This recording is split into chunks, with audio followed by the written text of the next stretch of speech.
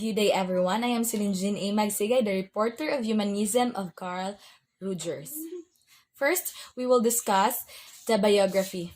Carl Ransom Rogers. He was born on January 8, 1902 in Oak Park, Illinois, USA. He died on February 4, 1987, aged 85 in San Diego, California, USA. His nationality is American and his alma mater is University of Wisconsin-Madison Teachers College and Columbia University. He was known for the person-centered approach, the client-centered therapy, student-centered learning, and Rogerian argument. So we will discuss about the humanism.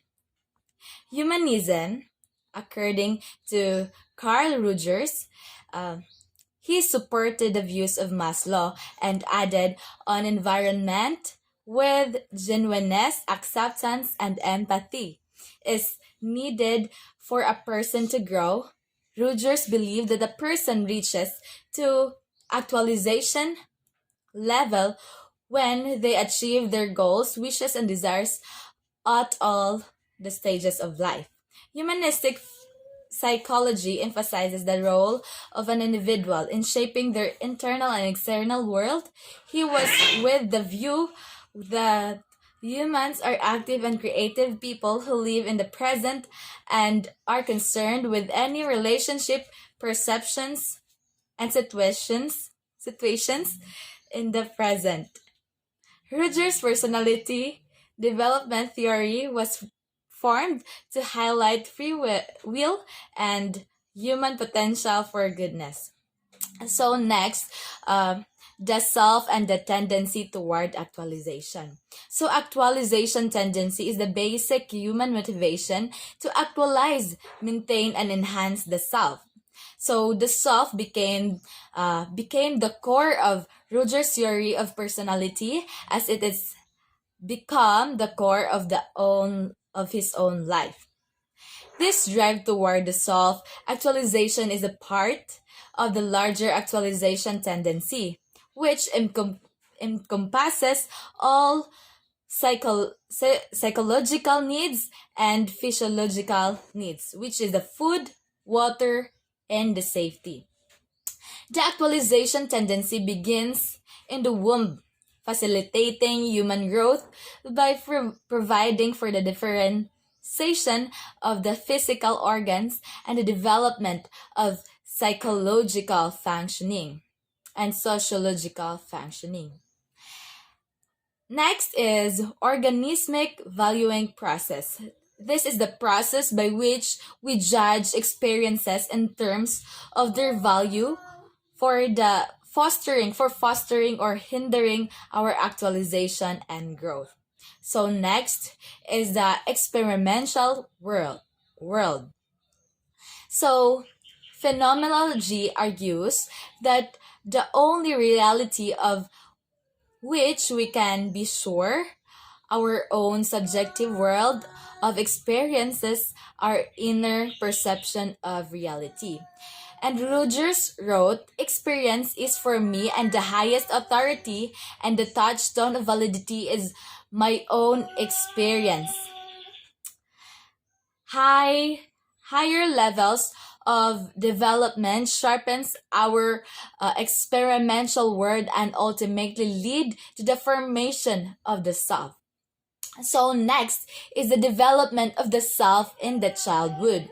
So our self, the self concept is also our own image of what we are or what we should be and what we would like to be or what we want to be in the near future. So self is a consistent pattern and organized the whole.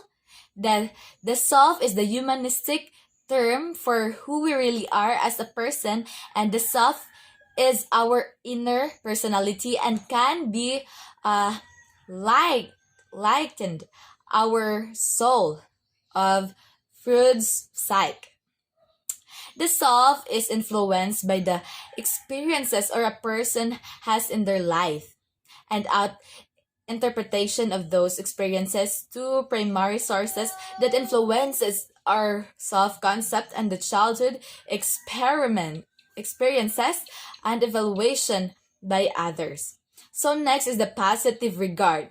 When we say positive regard, it is all about acceptance, love, and approval from others. And according to Carl Rogers in 1951, he viewed that a child is having two basic needs: the positive regard from other people, or to be specific, from their parents or their mother, and also self-worth. Unconditional positive is regard, approval granted regardless of the person's behavior. It is regardless of the person's behavior. And Rogers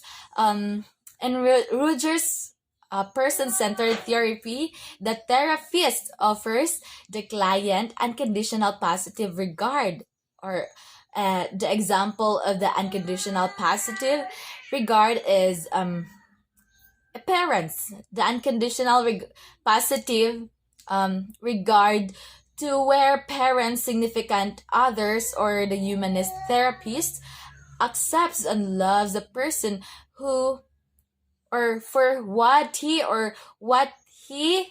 or she is, like the flaws that he have, or any accepting uh, the abilities, the disabilities, or even the gender, like that. And positive regard is not withdrawn if the person does something wrong and makes a mistake. Yeah, so the positive self regard is the condition under which we grant ourselves acceptance, and also approval. It is approval, yeah.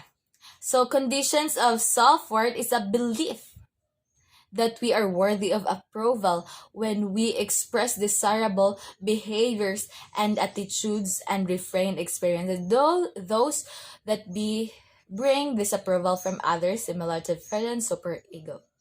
So conditional positive regard.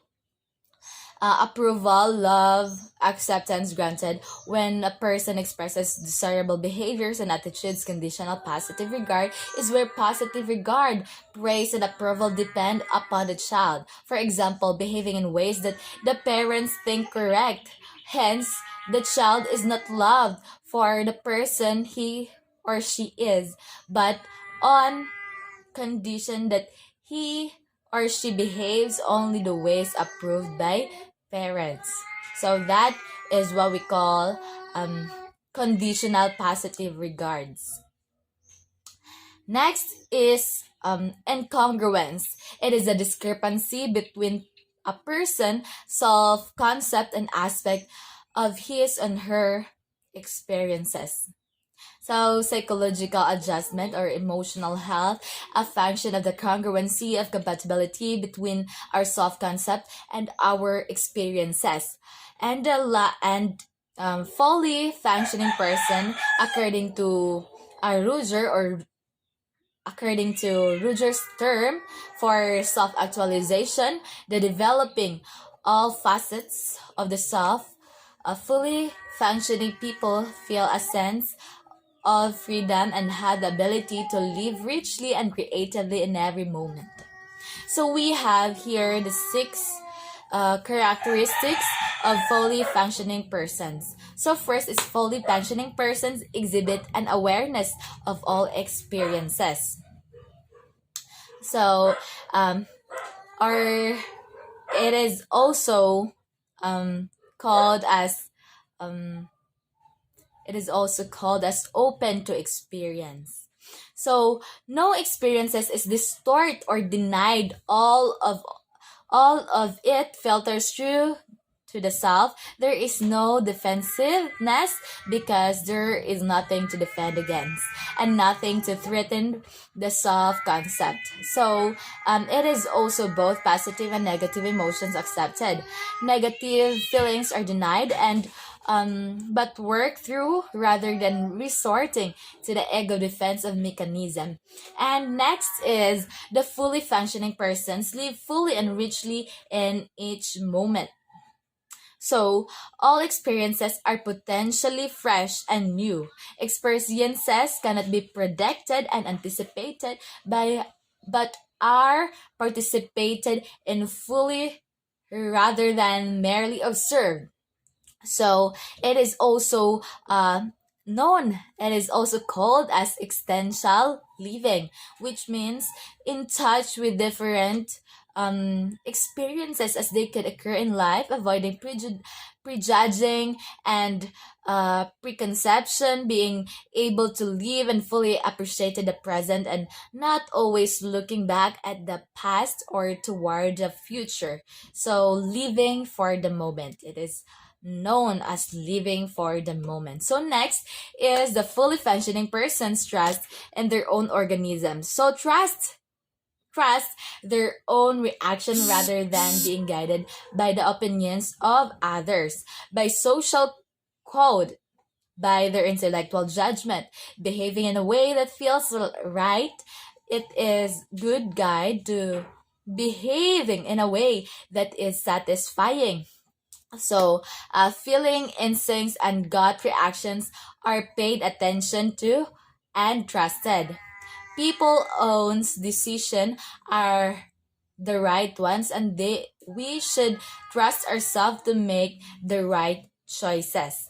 So next, the fourth, fully functioning persons feel a sense of freedom and make choices without constraint or inhibitions.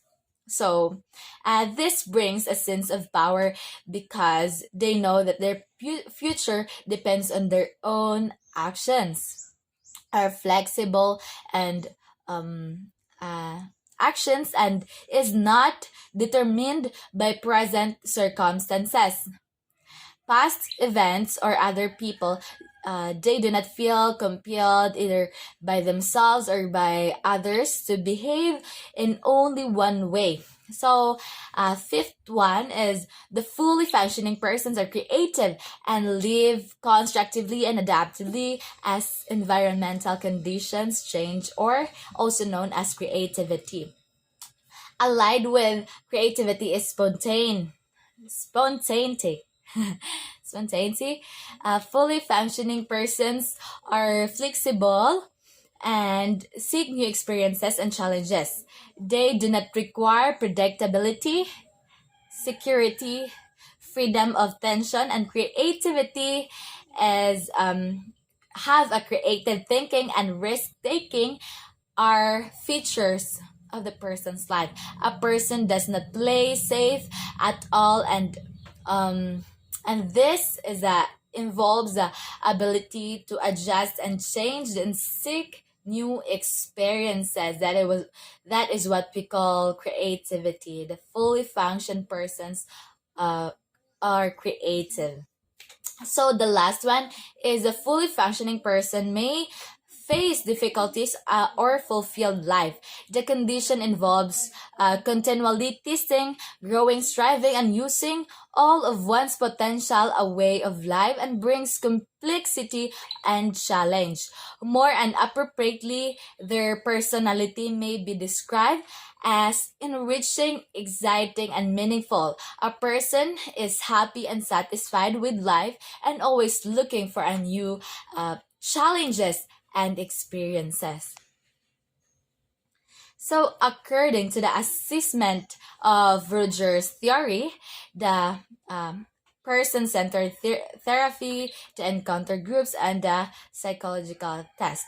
So, person-centered therapy is a person-centered therapy. Rogers' approach to therapy in which the client, not the patient, is assumed to be responsible for changing his or her own personality. So this states that we individuals are responsible for changing our own personality or characteristics, because he believed that no other can change ourselves but only us. Only ourselves can change the way we behave and our characteristics. So next is the encounter groups, a group therapy technique in which people learn about the feelings and about how they relate or encounter one another. That is what we call encounter groups, from the word itself, that we encounter one another. Psychological test. It is a test. The psychological tests are administered by trained evaluators, and a person's responses are um, are evaluated according to carefully prescribed guidelines.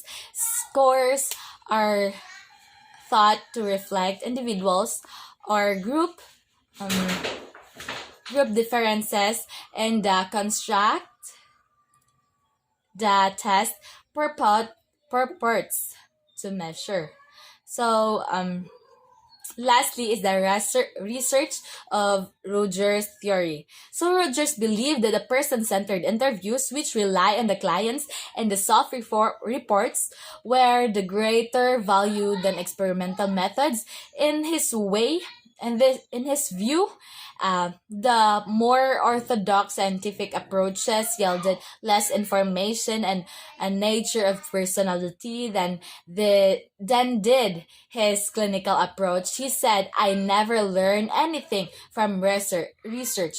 Most of my research has been to confirm that I already felt to be true.